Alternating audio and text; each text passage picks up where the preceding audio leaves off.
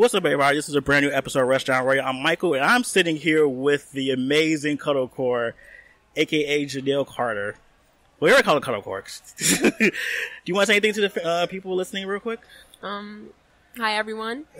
Like stated, I am CuddleCore or Jeannail Carter. I've been competing for a good amount of time, and I'm excited to kind of just share my experiences in this podcast today. All right. So basically, this podcast is going to be a part of a series I've been doing called Women of the FGC. I've interviewed a couple of people already, and then me and Anthony have talked about this ad nauseum. And I feel like we need to get a real, perspective of somebody who's actually a competitor, because we get, a really good idea of what goes on to being a female who actually does compete in tournaments and stuff like that. So we're going to go into some general stuff. So how did you get started in FGC? Where was the origin story for CuddleCore? Well, I remember coming back from my first year of college, and I unfortunately couldn't go back at the time, so I was looking to kind of better myself with gaming. I'm like, I need a hobby along with school. So I already love Tekken, so I started to play Tekken Tag Tournament 2. And I found a scene for it, actually in Illinois, in Chicago, so I started to play with a lot of the people there. Oh, okay. So when you start competing, you're getting really into the competitive part of it, Wow. When did I start competing? I think it was UFGT either 8 or 9, and I believe that was in 2014. Okay. So I wasn't really that good, but I was starting to kind of test my skill in tournaments, trying to understand what I can do to improve, fight against some of the best. Yes. And I met a lot of good people that I'm still friends with today in the Tekken community. That's really good. So what was your process for finding a character to main, in most games? I think it was the fact that I had used Xiaoyu since Tekken 3. Oh, so it was kind of like a no-brainer for me. I'm like, well, I've already used her this long. I'll keep on using her. Yeah. And Lisa, well, I wanted to kind of have a challenge. Nobody was using her in Tekken 6 at the time. And I was like, well, I want to get good with her. At one point, I felt like I was never going to get good with her at all. I was like, wow. I'm just gonna give up. This is terrible. You would never think that. See, when you played down, what? Yeah, I literally thought I would never get good with her. And then I was like, I realized something. You don't have to play a character the same exact way as everybody else. You find something unique about them that works. Or like a niche in a fighting style. That's a really good way of looking at it. A lot of people just kind of you have to use this flow chart to play this character. And it's that gets predictable. And then you lose terms because of that. Right. So when did you get sponsored? I got sponsored about 3 years ago with In the Skies. Unfortunately, I'll be leaving in 3 to 4 months. It's been a long time. Okay. But the sponsor, Latrice, or Heavenly Skies, her username. She's helped me out a lot. Just helped me with getting exposure, sending me to tournaments, and a couple of the other players who were on the team or who are still on the team. She's been great. She's also become a mother to me, Aww. a secondary mother. But yeah, ITS has definitely helped me get exposure with people seeing that people like me do exist, and I'm able to improve all the time because of the team. Okay, so now we're going to talk about E-League, because that was fantastical. I love watching it. It was so great. So how did you get selected to be a captain?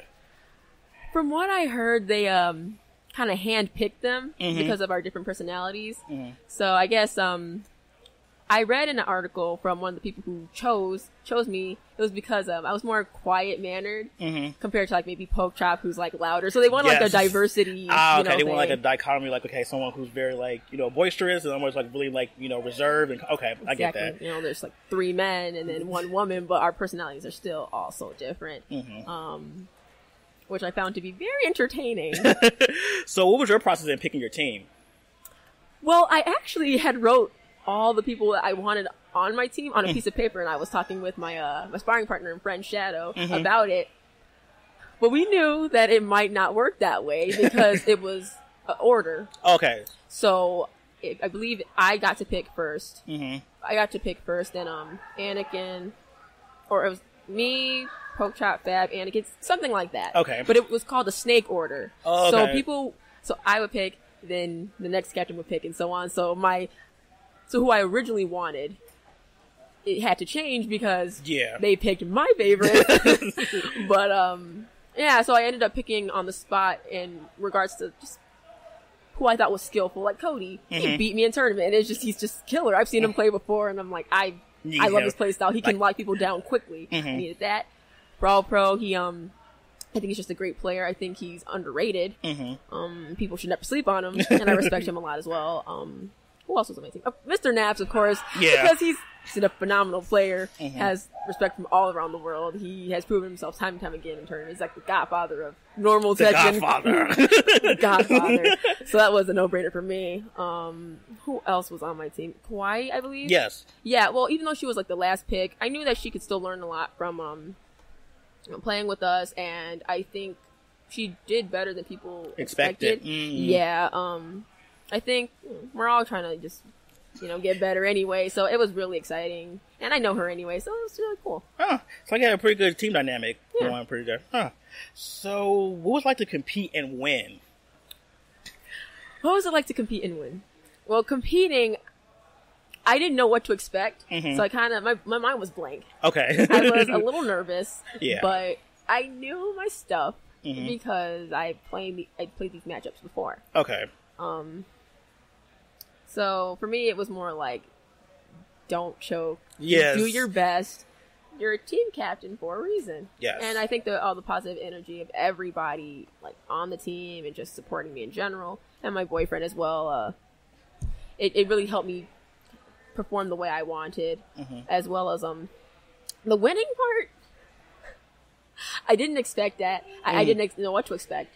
So to win and be on the stage, I felt like I was finally one of the people who I had seen. I'm usually the one sitting down watching somebody win something on TV because I'm just chilling. Yeah. Okay. But to be that person winning something, it was surreal. I bet. Like, I'm sure that was like such a groundbreaking moment for you to have like a win like that, especially on TV too. Because I guess esports now becoming so mainstream, having that visibility is probably amazing. So, how did you feel about Kurata saying you were one of his favorites? Because I remember you tweeted about that. At first I was like, come on guys, no, stop playing with me. Did he really say that? And my friends were like, yes, Cuddle. Yes. He said this. And I'm just sitting there like wow. He has faith in me. He's watching. I feel like he's watching a lot of these matches and stuff and seeing like the player that has progressed. Like he is the father of Tekken. So like, I just he's so hands-on, it seems, with the community. That's why he goes to these events. I don't know if other game developers or creators do that with the tournaments that are held for their game, but I know for a fact that Kurata is always there, and I felt honored that he noticed me enough to be like, you know what, girl, you're good. I was so honored. I respect him so much. Yes. So I'm going to ask you, how do you balance school and gaming? Because I know just gaming in general takes a lot of time, but gaming as a pro player, I'm sure takes a lot of time. Oh, well, it did.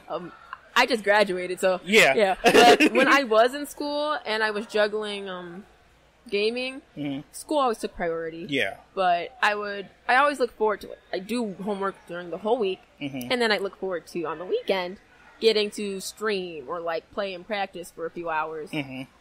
But if I wasn't playing Tekken, I was watching it. And if I wasn't watching it, I was thinking about it. So it was almost like I was never out of practice. Even if I didn't play for 2 weeks, I would come back, I continue to practice. But like, even if I played for like a few hours or like an hour or two, I can't stay away no matter what. You can't stay away. It's like your love pretty much. Like this. So I would say it's like your passion. It is. It's definitely one of my passions. Tekken and, well, creating artwork that I will use professionally and competing professionally in Tekken. Yes. That's a good balance. I feel like that's like, it fulfills you when you know you're doing something that you love and be able to like be around the people who love the same things you do. Exactly. So I'm going to ask a question that steers a little bit more into the heart of this topic, which is your experience as a woman being in FGC, how that's changed since you first started to now. Well, before, I was kind of somebody who was just new to the scene, and I was also really young as well. So I know I didn't always make some of the best decisions when it came to interacting with people, but I also feel like I was underestimated a lot because I was a woman, and nobody really knew who I was. But the more I continued to train and practice and show up at events, that changed. But I feel like maybe it was less that I was a woman, but maybe more so it was I was just somebody who people didn't know as much. But then when I started to show up more and present myself more, people were like, hey, yeah, that's Cuddle. So it was kind of like a progression over time. When people saw me more, they're more familiar with me. And so they're started this bond. Yeah. So let's see. So another question that's not as fun, but very, I guess, needed to talk about is, I think last year, Chris, you made some comments about, like, black female gamers. They weren't exactly the nicest. They were a little disparaging. And he got a lot of backlash about it. And I want to kind of get, like, your thoughts on the perception of, you know, black girl gamers and just in gaming in general. Because I know that that's like I feel like the visibility of black girls in gaming and like the streamers, all that stuff is just very limited. And they don't see the black female gamers. So what was your take on that? I personally feel as if, what I've noticed at least is with the FGC and I guess it becoming more esports, like very, you know, mainstream, they want this image, right? I don't want this to be the case and I hope it's not, but they want the face for for whatever they're marketing, they want to use a certain face. And I think, unfortunately, they don't think that, well, some people might not think that black is what is marketable. Oh, okay. But I don't think that's true. It's not. Yeah, like, people who love the game, no matter what the race is. Yeah. But, yet again, it's just, like, black female gamers and streamers, and black gamers in general, we all exist, right? Yes. But, I think there's kind of this, like, separation that happens. Like, people don't...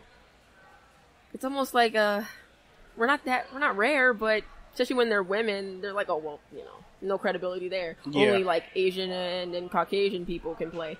Well, that's not exactly true. Like, all of us play. We all play. Like, but there's these stereotypes placed there. It's like, in the real world as well. Like, there's stereotypes that people believe, and it stops whole races and minorities of people from progressing forward because of it, and it's negative.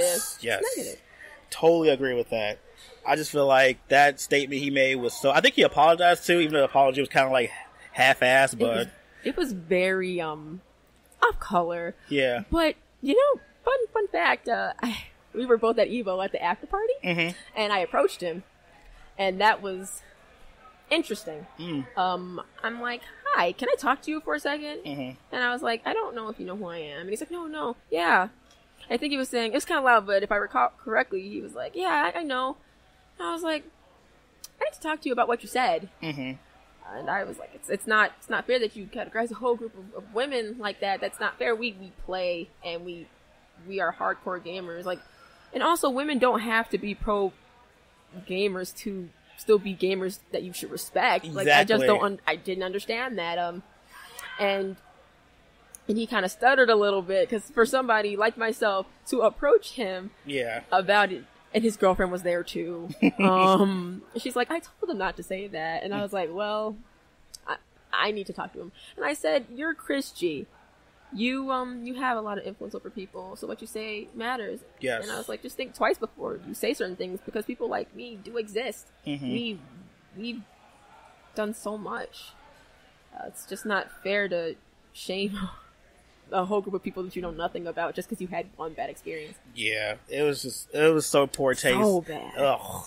Terrible. Let's switch gears to something fun. So, a lot of girls who want to start an FGC don't know where to start. So I'm gonna ask some questions about advice. Pretty much, this is Ask CuddleCore time. Okay. So, what's the tips you would give girls who want to start going to events for the first time? Well, girls, for those of you who are starting out, going to tournaments for the first time, go with friends. Yeah. Definitely go with friends. Don't go by yourself. Yes. It's a lot of things have happened in regards to sexual harassment, things like that. Even get your stuff just being stolen. Everybody should just always go with friends, no matter what. Yes.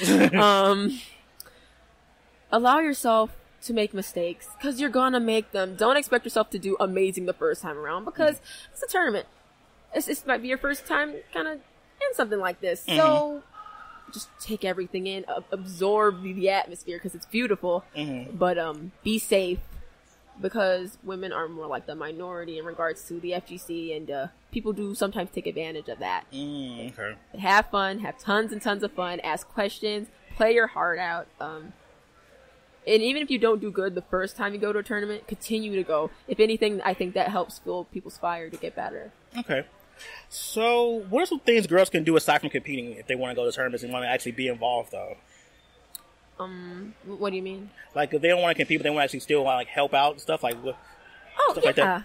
I think, I know a lot of women that are tournament organizers, or they run brackets, or, they help create some of the content that's, used as marketing for, like, tournaments coming up.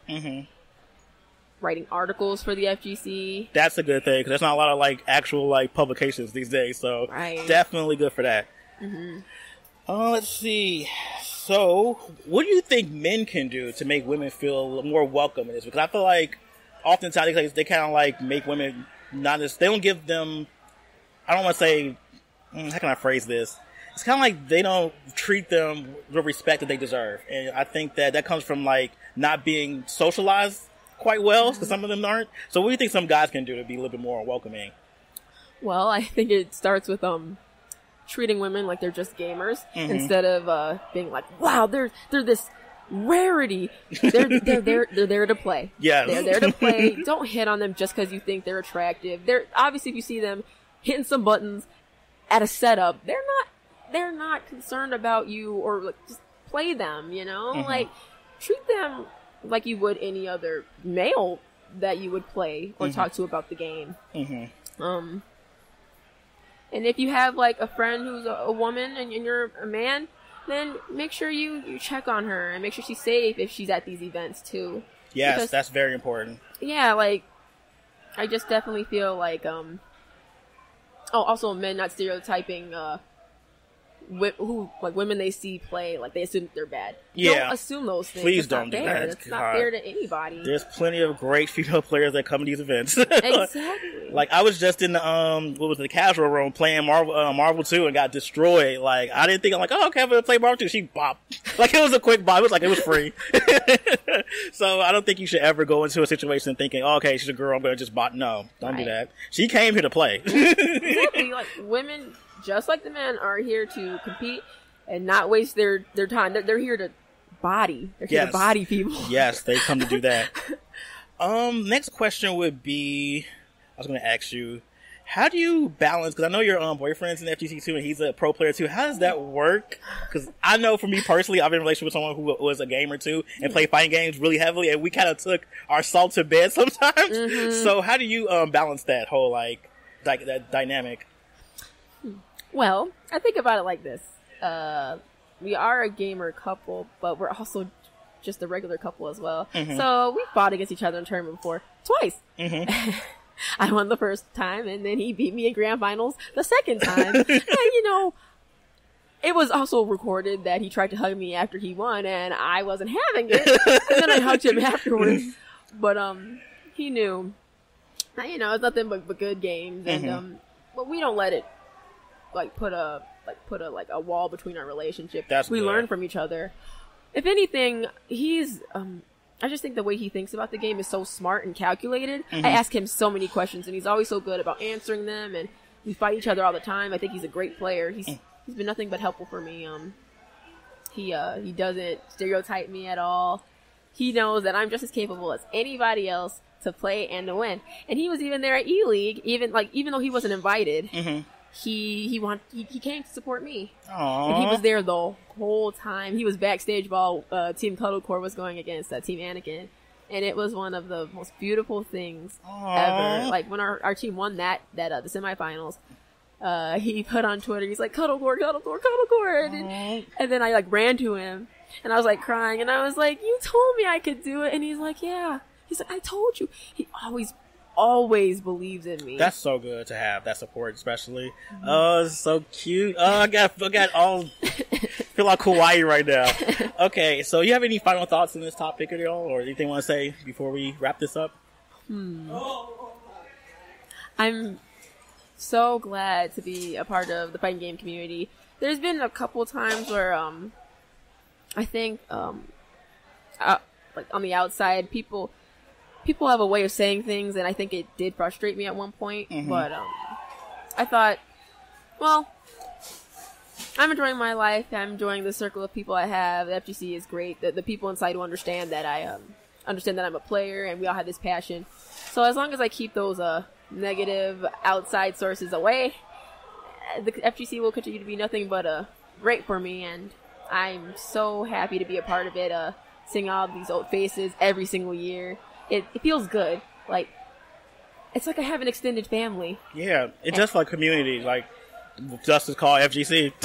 Right. Yeah. And at times before, I would question like why I was there, why I'm here, because of things that have been said about me being a woman of color and playing.